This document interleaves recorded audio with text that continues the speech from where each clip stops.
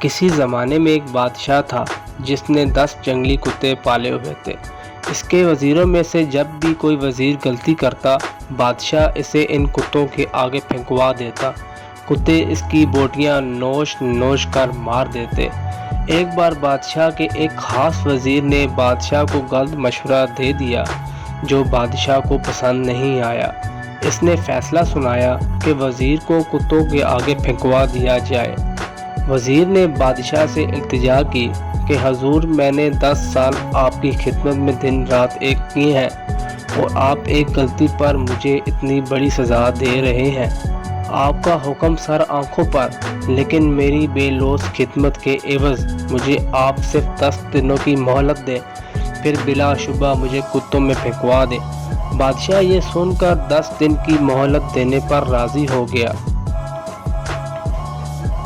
وزیر وہاں سے سیدھا رکھوالے کے پاس گیا جو ان کتوں کی حفاظت پر مامور تھا، اور جا کر کہا، مجھے 10 دن ان کتوں کے ساتھ گزارنے ہیں اور ان کی مکمل رکھوالی میں کروں گا۔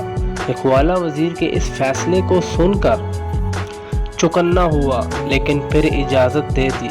ان 10 دنوں میں وزیر نے کتوں کے کھانے پینے، اوڑھنے بچھونے، نہلانے تک کے سارے کام اپنے ذمہ لے کر نہایت ہی تنگدہی کے ساتھ سر انجام دیے۔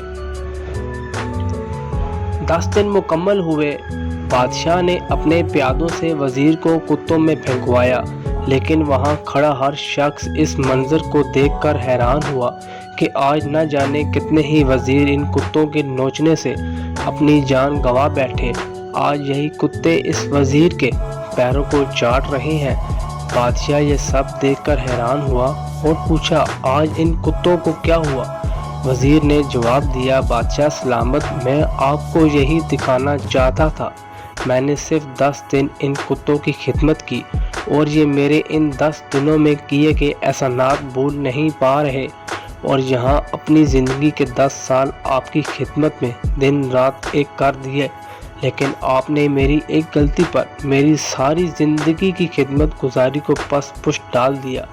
بادشاہ کو شدت سے اپنی غلطی کا احساس ہوا۔ غلطی ہر انسان سے ہوتی ہے، اسی لیے اسے انسان کہا جاتا ہے۔ اگر غلطی نہ کرے تو اسے فرشتہ کہا جاتا۔ اس لیے اپنی غلطیوں کو محسوس کرتے ہوئے دوسروں کی غلطیوں کو معاف کرنا بھی سیکھیں۔